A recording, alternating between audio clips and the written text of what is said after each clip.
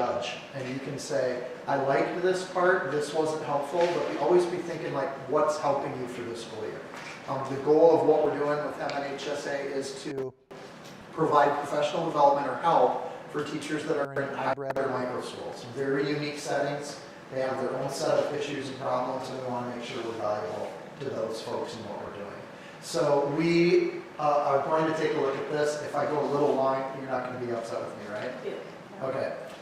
So state of the kids. I'm looking at research from all over the place. I didn't properly cite these because I wanted the screen space. But I am looking at the Pew reporting, the CDC reporting, NIH reporting, National Center of Education Statistics, and Barna polls. And when you put all that together, what does America look like? So this is nationwide statistics and data around our kids. And I hope this is helpful in this respect. This is your market. These are the people that you're addressing.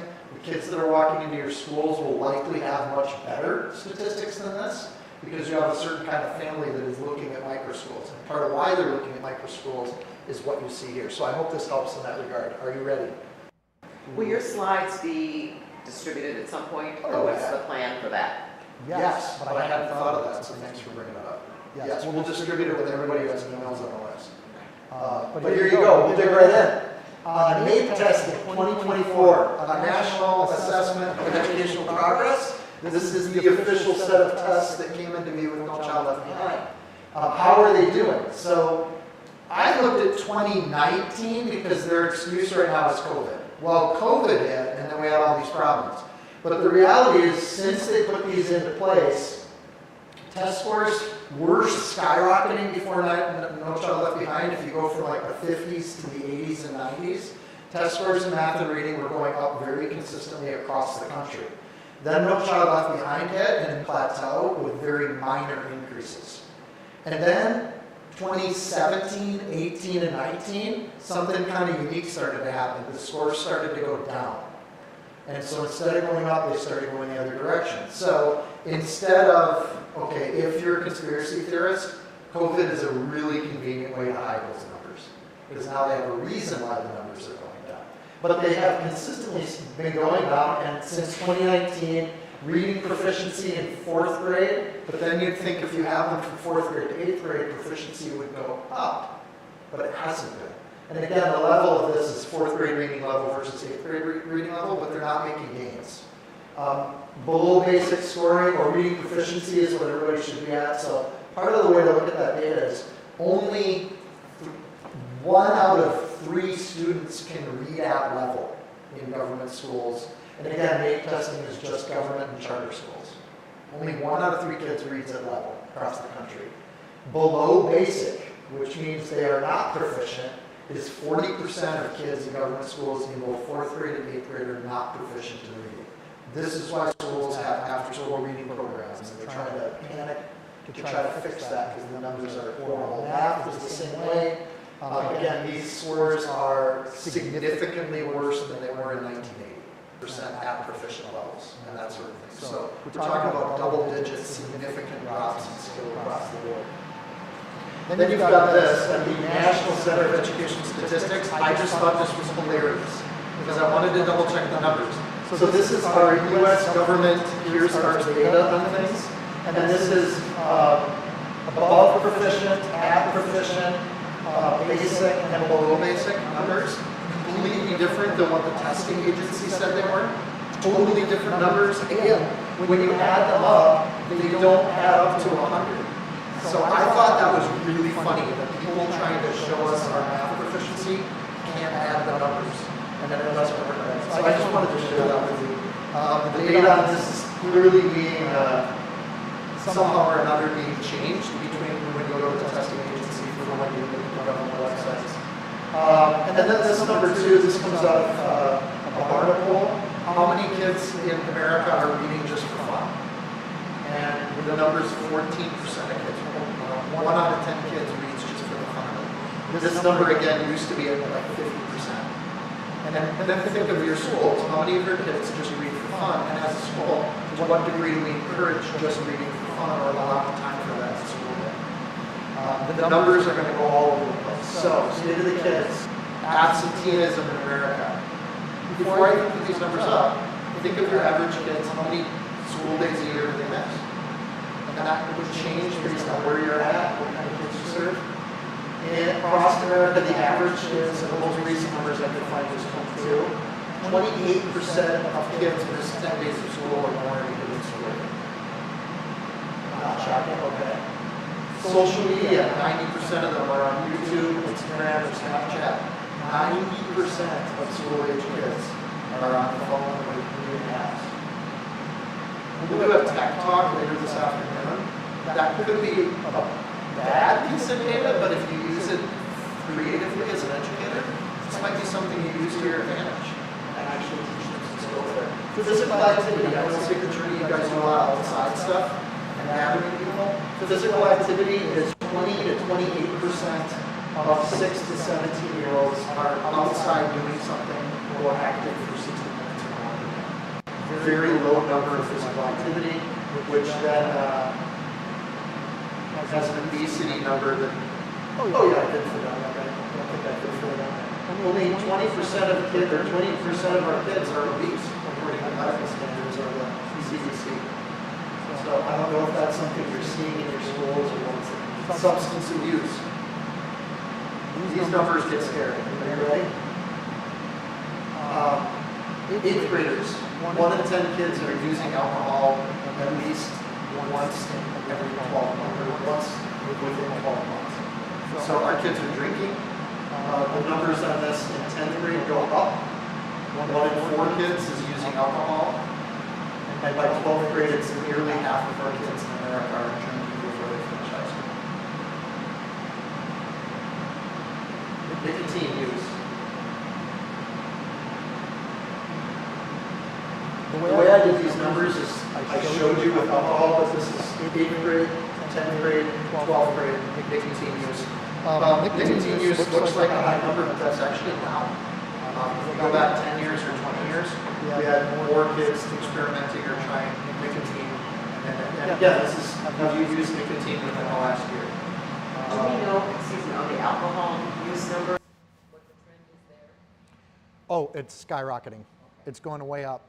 And if there was a study about 20 years ago in New York. Remember the broken windows crime fighting strategy gets mentioned every now and then? Not seeing nods from everybody. The strategy was, instead of fighting violent crime, we're going to go after minor stuff. Broken windows need to get fixed. Can't leave your garbage out in the alley. You can't jump the turnstile at the subway station. And they started to police those things, and the violent crime rates went way down. When you accept the big stuff or the little stuff, then it creates a market for the bigger stuff. And so when we've, you're going to see with the next number with marijuana, when we legalized marijuana, you've taken a big thing and made it okay for the adults. Well, you're going to see a rise in that, but you're also going to see a rise in all the smaller stuff. So those people that would have been doing nicotine are now doing cannabis. The numbers work out perfectly. So instead of smoking cigarettes, they're smoking marijuana. And the THC that's in today's marijuana is way higher than the 70s. So for people my age, like, this is not the same marijuana that they were smoking in the 70s and 80s. Very different stuff. 7% of 8th graders have tried marijuana within the last year. 7% of 8th graders. Like, that's, okay, I'm gonna do a lot of that today because to me that's shocking. Like, but then this might just be grumpy old Sean, like these numbers, like you're like, well, of course that's the numbers. By 10th grade, 15%. 1 in 4 kids by the time they graduate high school have tried marijuana. When I was a kid, that was like 1 or 2%. Like, it's a massive shift. Marijuana, like alcohol, has inducing effects in the brain. It actually changes the brain chemistry. So it alters how you think. It's going to alter how they learn. Here's another number that's gone up. This used to be less than 1% at all 3 levels. But 3, 4, and 6% of people have tried illegal drugs by the time they graduate from high school. It's shocking numbers. Again, this is the stuff that I would think would be in the news. I mean, what's amazing to me is somebody does a jeans ad and that hits every news service as a top article. This doesn't. And these numbers are absolutely, they point at who's running the show, what are they doing, why are these numbers looking the way they are? Some of this is really depressing. Persistent sadness and hopelessness from Kindergarten through 12th grade kids, 40% of our kids have experienced that within the last month. Persistent anxiety or fear, again, a clinical definition from the CDC. Close to 30% of our kids, 1 in 3, have some sort of anxiety or fear, and a lot of them are getting medication or drugs for it. I watched Angela get ready for her talk today, and not that. That's unique and specific anxiety. This is persistent anxiety or fear. Has considered suicide, again, within the past 30 days.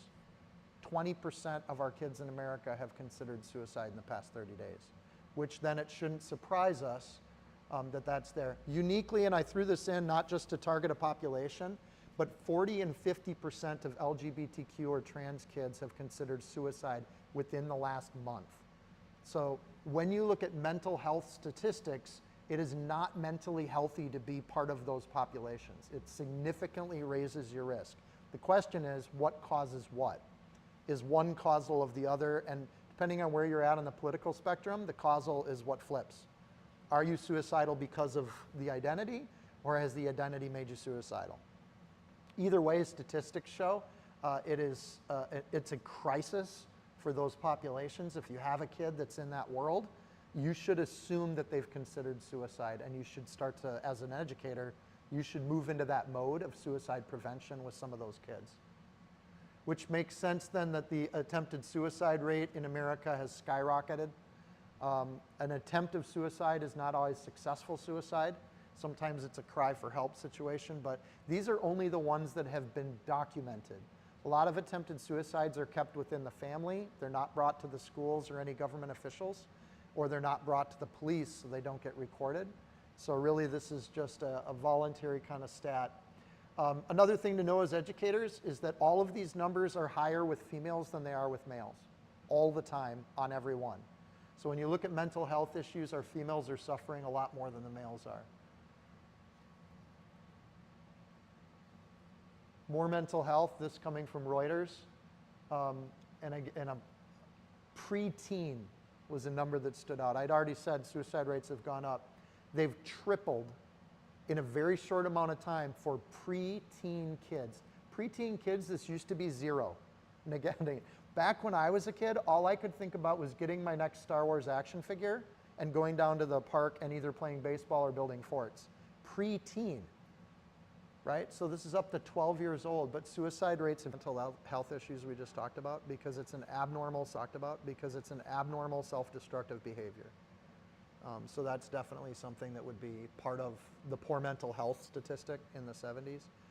If you have students that are cutting, you should treat that as pre-suicidal. That's definitely kind of a cry for help kind of function or activity. And you know what? If you're hearing these numbers and you're thinking, thank goodness, thank the Lord at our school, we don't seem to see as much of this. That's because, again, your populations are not the national average, and you should just be thankful for that.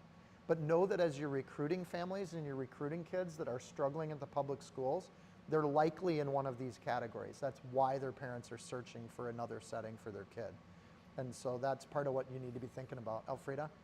Well, and I think so I had some concerns with a particular student around this.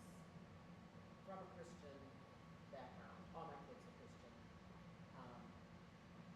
What I am seeing is that my Christian kids go to our school, but on Wednesdays they go to youth group. Seems like most kids in the youth group go to public school, including pastors' children. And I'm sensing that there's some contagion, is what I call it. Yeah. And so, winter term, we have this, I hear snippets of people talking about suicide and is it a sin to kill yourself? And some of that I think was coming from their interactions with people outside of our school, Right. within even their youth group. So it's out there. You may think everything is fine, but even with our Christian kids, it's Right. out there. So for those of you online, Elfrida brought up the idea of these are things that affect even our Christian kids because they go out of our schools and they're in youth groups and activities and youth programs, and they're just playing with the other kids in the neighborhood. these cultural trends will affect our kids because they're going to start asking those kinds of questions. Ready for the next one? I thought this would be positive because I wanted to say to the kids what's going well. So I looked up dating habits. This is one of the best parts about youth, especially high school, is that asking that girl out, or even in middle school, like, do you want to go out with me? And they don't go anywhere, they're just going out, whatever that means. They hold hands at assembly or something like that. Again, I'm setting this up. There's been a massive decline in dating. And then it kind of hit me, well, we shouldn't be surprised. If all these negative things are occupying their minds, then all the positive parts of youth, they're not seeing them. And they're not pursuing those kinds of things. So I really wanted to pull this and go back in time a little bit, just 20 years. In 2000, 80% of high schoolers went on dates. The other 20% probably wanted to go out on dates, or they were just geeks like me, and all they wanted to do was play with their robots at home. But it was a common cultural thing. Who's going to go with who to the dance? Who's going to prom? And I think sometimes schools have downplayed that because of the 20%. But for 80%, dating's a very exciting part of youth. It's a healthy thing. It tends to lead to marriage later on. And so I looked at this and then marriage rates. By 2023, only 20 years, you guys. So when you're like, well, it was like this for me when I was in school, only 20 years, that number is almost dropped in half. So you have to say, what's going on with our youth? Why aren't they asking each other out on dates? There's been surveys on that. And when you lean on some of the Pew surveys, because they'll do qualitative surveys where people get to tell them something. And so there's kind of a trend, or at least they kept coming into this word, situationships. So instead of dating, we're going to go to a group thing at somebody's house, and for that night, I'm going to get involved with this other person.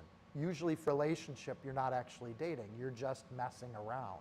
So it minimizes kind of the role of romance and dating and some of the beautiful parts about it.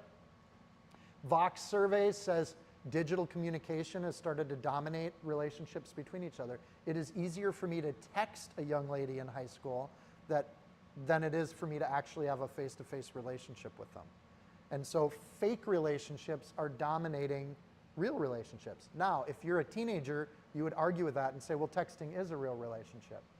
But I think if I'm an educator and I'm working with kids, I need to establish that I'm teaching my kids digital communication is not a real relationship. It's a fake one. You don't get tone, you don't get mood, you don't get circumstance. And then this last data keeps popping up in the surveys too. Fear of rejection.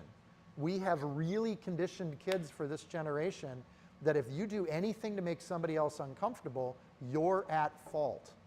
So the boys are scared of being stalkers because then they have family counseling and interventions, and just because some girl feels uncomfortable because they got asked on a date, and then it blows up on social media. So the risk versus the reward isn't paying off. And so it's hard to just go to kids and say, well, ask that young lady out, because they're like, oh no, we don't live in that world. If I screw it up and she doesn't want to date me, there is a chance she will go online and bully me and I will become a pariah in my school. And it works vice versa. The ladies are in the same situation. I don't want to get into a situation where I'm possibly going to be made a pariah in my social community. This is much higher numbers in middle school than in high school even. In high school, they've just kind of given it up on dating. Good morning. Coffee in the back and water in the fridge. Confusion about intimacy. Kids, when asked about what is dating, what is romance, what does it look like to have a loving, healthy relationship, what is marriage, and what does marriage look like, tons of confusion around that. That's been an increasing thing that shows up in some of these, especially the Pew polls. And then with that, when they're confused about intimacy and they don't know what it is, well, going on a date isn't just going out to eat dinner anymore. Going on a date has something to do, going back to situationships, I'm in a situation where something's expected of me physically. So 1 in 10 kids, by the time they graduate high school, have reported physical or sexual abuse in their lives. 1 in 10 kids have reported. That means there's a certain population that has not reported physical or sexual abuse. They don't know how to date. They don't know what appropriate dating is when it gets there. The response by the church over the last 20 years has been a rise in programs that are specific to men and women For boys, it has to do with what does knighthood look like, or trail life, or some of those things. What does a godly woman look like? And just teaching that to kids and being more overt about it. Our culture is not teaching that to our children anymore. So being much more intentional about that. And again, I'll go back to the when I was a kid. When I was a kid, those things were part of the culture. Like, you learned that everywhere you went. If I didn't hold my door for my mom, I got chastised by my dad and my mom. They were both like, you hold doors for ladies. And so today kids aren't being taught that. In fact, I've encountered myself, when I just on habit hold the door for a lady that I don't know, I might get barked at by that lady. She might actually yell at me for doing that. And I'm just like, I'll be a gentleman anyways, and you can decide how you want to react to that. But there is a cultural shift where even things, simple acts of kindness are becoming under attack. And so it makes sense that kids are confused. It makes sense that they don't know what it looks like, because we have opposing cultural trends. There is a conserving of kindness and romance and etiquette and those sorts of things, but there is an alternative etiquette being promoted by the world that we live in. Hard to pull all that out of these numbers, so a lot of that's just my own commentary on it, but we'll open it up to your commentary when we get done too. I had to show this one on a chart. Do you see the little lines going up? You may say, I can't read all of the stuff on the little lines, so I'll just make those bigger. This is the median age of marriage in America. So going past high school just a little bit, and again, going back in time a little bit, this is even pre-me, but you can see a fair consistency that generally men are a year or two older than women in the average age of marriage. But in general, they finish with 4-year programs, trade schools, colleges. They're getting married right out of college. And for 30 years, that was the average, which means half of the population is younger than 22 when they're getting married. That is absolutely changed, and you can see very kind of gradual change in the 80s. We're about halfway down the chart now, and then look what happens. Median age of marriage in the 2020s is 30 for males and 29 for females, which means half the population is getting married in their 30s instead of in their 20s. It's changed. You can ask anyone in their 20s and they'll be like, yep, I've seen that. And that's what it's looking like. When you're confused about intimacy, 1 in 10 kids have physical or sexual abuse. Why not just avoid the whole thing for as long as possible? Until you think, well, maybe I want to do something else with maybe I actually want to go through life with somebody. And so the 30s hit and people start getting more active with that. Again, these are just kind of those trends. It makes me think that I see a lot of young people live together for several years before they get married. So, oh yeah. Which leads you right into that. Okay, what's the stats on that? 70% of all people that got married, so I can assume some of you cohabitated before you got married. And again, the point of data isn't necessarily to point fingers or anything like that, but know the reality of it. Know what's going on. Our youth today aren't getting married. They're not getting married at young ages because they're confused about intimacy. They're threatened or fearful of what happens when they take that first step. It may be worth our time as microschools to have dances and activities. And again, these are the sorts of things that kind of got demonized. Like, why would you go roller skating and have a snowball? Does anybody know what I mean when I say that? Why would you do that? And it's like, well, because we want to teach kids to take that risk. And do you really want to date somebody who's not willing to just take a step or take one act of bravery or courage at risk of being belittled, but then also protecting kids when they do take a step? We don't necessarily attack the kid that took the risk to ask somebody out. And we train the person, hey, just because somebody asked you out doesn't mean you can't go to class with them next week. So there's a certain fragility amongst this generation. They're terrified. It's a glass identity that they have, and they don't want that shattered, which shows up in a lot of areas.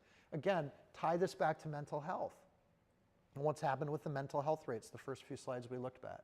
So all these trends are kind of there. Here's another trend. Again, I just had to show you on a line graph. The bottom, if you can't read the numbers, this bottom mark right here is 1980. So what happened and what's been going on with our culture? What are the trends or the causes? That's harder to find with data. Average children per woman in the United States. Average number of children that most women have in the US. If they're getting married later, it would stand to argue that maybe these are numbers that would shift accordingly, and they absolutely do. They look just like the marriage numbers, only the opposite direction. Here's another number that's gone up where the other numbers have gone down. So average children per woman in the US, gotten down to kind of the 2.0 mark. Average number of kids is about 2. In the last 10 years, that's gone down to less than 2 per woman. Men aren't on here because they don't have kids, just in case that needed to be clarified. Teen births. This number was consistently in the single digits for years. In the last 20 years, females from 15 to 19, 13 per every 1,000 are having kids. That's the ones that have had kids, which leads to the next question. And I don't put this in white. This one goes in red for me. 11 per 1,000. So the good news is if a young lady gets pregnant, there's a greater odd that she'll have the kid than that she won't. But it's almost 50-50 or 40-60 on this. You can toss a coin as to whether or not she'll go through with the birth. For all the reasons that are on both sides of the political spectrum of what's going on there, know as if you have a young lady in your school that has gotten pregnant, if you believe life is important, you may want to have some conversations with her. Or administrators, be ready to have some of those conversations when you're doing it.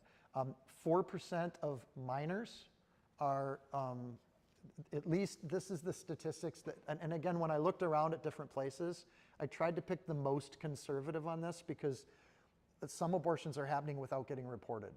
And so these numbers are kind of all over the map. But the best or average I could try to come to is that around 50,000 minors per year in the United States are having abortions. So that's 50,000 kids that are in schools, and I pray none of them are in your schools, because what a situation to be in for starters. We back up really quick. The one thing that's not on there, divorce rates. So with these kids, what are their parents doing? So school-age kids have a 0% divorce rate. Yeah, I get that, John. But I'm like, I see the breakdown of like the family unit for my generation. Like they've not been recycled. Their marriages are falling, and so now these kids are watching that happen. So I'm just curious, like the tie between that. So if I do this next year too, I'll add divorce rates. I'll look them up and find them so you can get those. And thanks for bringing that up. And what a conversation, right? Because if I'm scared of or delaying the act of a covenant marriage, it must be that covenants aren't as important to people. So maybe training around keeping your word, keeping a promise. If you do some education settings at the beginning of the year, you might do a contract with behavior. Like at this school, we're going to respect each other and we sign a contract. When that contract is broken by a kid, teach covenant. Teach what it means to give your word and keep your word. And if you're teaching that to elementary kids, that will follow through when it comes to when you make a covenant in marriage, that means something. There's an importance to that because we do live in a divorce culture. And I'm sure those numbers have gone up based on everything else we've looked at. Yeah. Again, I'm trying to think of what numbers could I find that would be positive numbers. So the next slide, I actually have positive numbers for you. We are in cultural decline. And no matter how you look at it, where you're at on the political spectrum, we are in cultural decline. The institutions of our culture are disintegrating around us. On the other hand, and again, I gathered this from 3 primary sources, but I looked at a number of others. There are people trying to look at what does faith in America look like and where are we at? So I just wanted to kind of show you some of this. Some things are down. So in the last 20 years, again, these surveys come out like every 4 or 5 years, the weekly attendance at churches has gone down. So around half every week they go to church. That's changed to around half every month goes to church. So attendance has gone down when it comes to faith with kids. However, the relevance of do you need to go to church or not, the overwhelming shift in only 20 years, church isn't that important. And so I know as a pastor, I address that a lot. Oh no, church is important. This is something that should take some priority in your life. And I get pushback from that. People are like, you're being a little too religious on that stuff. Julie's a pastor too, so you probably run into that. Daily prayer. Not praying to my Lord a lot anymore. Okay, so these numbers aren't very encouraging. But there are encouraging numbers. I'll get to them. Is there such a thing as a personal God, a God that wants a relationship with you? Numbers have gone down. Lots of confusion around faith. However, these are the positive numbers. 77% of all kids in the United States want to know more about Jesus. Isn't that incredible? Now, part of this might be that they're not going to church. They haven't been told. Their parents aren't giving them faith-based instruction. But there is a rise in desire on the part of kids to hear more about Jesus. They don't want to go into your church to hear about it, but they want you to tell them about it. That's a pretty interesting shift or turn in our culture, like going from one direction to the other. So they're looking for you at school to talk to them about Jesus. Only 16% of kids are unmotivated at all to hear about things of faith. This is shifted in that if you go back in time, less kids wanted to talk about their faith in the school setting or in other settings besides church. Church is where we do faith stuff. That has changed. The generation of kids coming up right now, they don't want to go into a church, but they would love to talk about faith with you. And then specifically, when you look in kind of deeper in the Barna polls, they want to talk to you about your faith. And I think this is ripe for evangelism. This is an amazing place where they don't care what some pastor they don't know has to say. They care about you, the adult who loves them, what you have to say about your faith. And this is a unique situation. Even in public schools, teachers should let their kids know that they are believers. And those kids will find you after school or before school or on lunch break, and they will start to ask you questions. Under the law, even in a public setting, if a kid asks you a question, you are free to answer it. Part of this is a shift in the legalese around what teachers can and can't do in public schools. So they've created laws where kids can ask and teachers can answer, and kids have figured out the law and they've adjusted accordingly. Interesting, I thought. 68% of kids want to make a personal commitment to Jesus. So this is not just 77% of kids want to learn about Islam and Buddhism. It's Christianity they're interested in. And again, this is in the United States. And this is in the United States with a few million immigrants that don't believe in Christ. And so when you look deeper on that, these numbers are also pretty high amongst Islamic families, Buddhist families, non-Christian and atheist families. The kids are like, I want to know about this thing that I'm not allowed to hear about at home. Because they're kids and they will be rebels. So give them what to rebel against and they will push back as hard as they can. This is an increase of 10% since 2019. In the last 5 years, these numbers have gone up in double digits. So this is an incredible shift. I think this is super hopeful. Welcome, by the way. And it's in a kind of an interesting place. Again, almost 70% of people curious about the Bible itself. Every major revival in America has always been predated by about 10 years of a vast interest in the scriptures. John Wesley, Spurgeon, in both the UK and the United States, when you see massive revival, there's usually about 10 years before it where there's this huge interest in the scriptures themselves. People read the Bible, they make changes around it, and then fruit happens. And so these numbers are kind of there. These numbers also come, again, this is part of the Barna polling. They actually interview pastors as a separate demographic. 42% of pastors have said they actually get kids coming in during the week, inquiries from kids outside of Sunday morning churches. So this is after school youth programs, Saturday things, vacation Bible school. So pastors saying, oh yeah, there's an increase. They're seeing it, especially in the last 5 years. Really cool numbers. Any questions about those?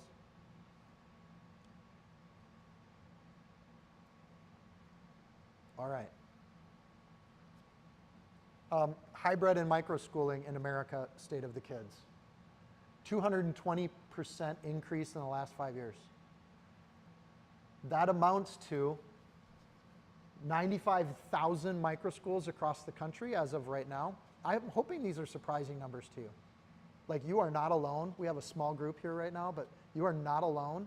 Those of you online, 1.5 million kids, and this is from a secular source, Wired Magazine, doing surveys around how does this work and what does it look like. The question around this kind of data is why? And I think the answer to that is because the tools are getting better and it's easier to do this even if you don't know all the subjects of K-12. You have better tools, better resources, it's easier to do it, and all the other data we've seen. Massive cultural shifts lead to massive educational shifts, and those kinds of things are there. But you guys are right on the edge of this shift and change. You will not be alone, and those numbers are going up. Microschooling, hybrid schooling is the only statistic or population in education that is changing right now. Private schools since 1970 have been 9% of the population. You have a certain population of people, they want their kids in a private school, and they've got the money to pay for it. So private schools really haven't shifted or changed. They've been right around homeschool their kids, and they do. But you have families with working moms, double income. They want to homeschool, but they can't. They need another option, and microschoolings provide that other option. Well, we can work with you. You're still the homeschool parent, but we can do some of the daytime education, but you have responsibilities at home also because you're the primary educator. And that relationship is, in most states in the gray area, there were 5 states this year that tried to pass laws, including Minnesota, Senate Bill 1740, that would outlaw microschooling in the state of Minnesota. So there were 5 different states that tried to get such laws through. None of them succeeded. That will happen again next year. The unions are aware of microschools. It is a creative option. And when 1.5 million students are doing it nationwide, that's a lot of teacher union dues not getting paid because there aren't as many students. That actually means a reduced workforce in the public schools or government schools. So expect that to be an ongoing kind of issue.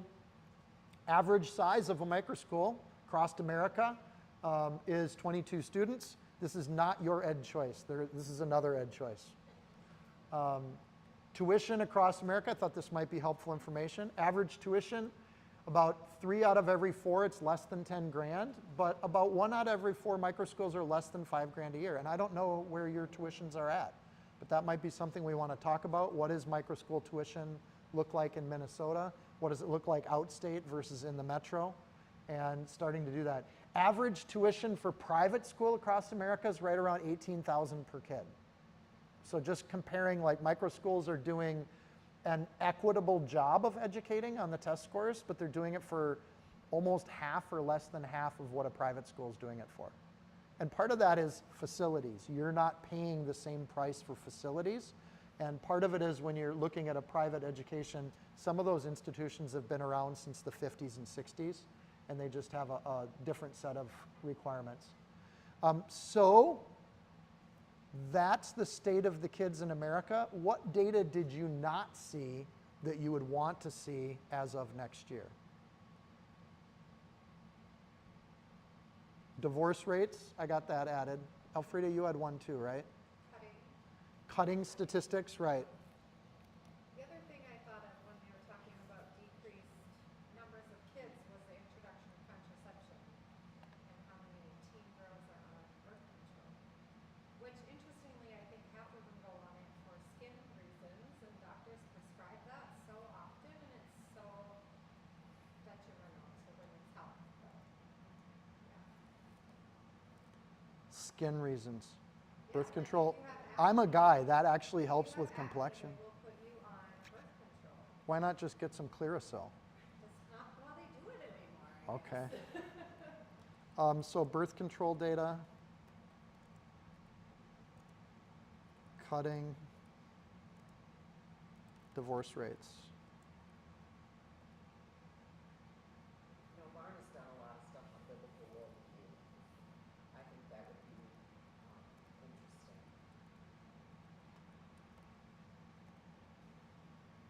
Good. I went 10 minutes over time, Angie. I hope you're not angry with me, and if you are, I'm sorry. Let's take just a 5-minute break. Again, if you need restrooms or a beverage or something to drink, or just to fellowship a little bit, we'll switch up here and get Angie up here, and then she'll talk about the vision of microschools. Sean, Yes. are you going to make the presentation available Yes.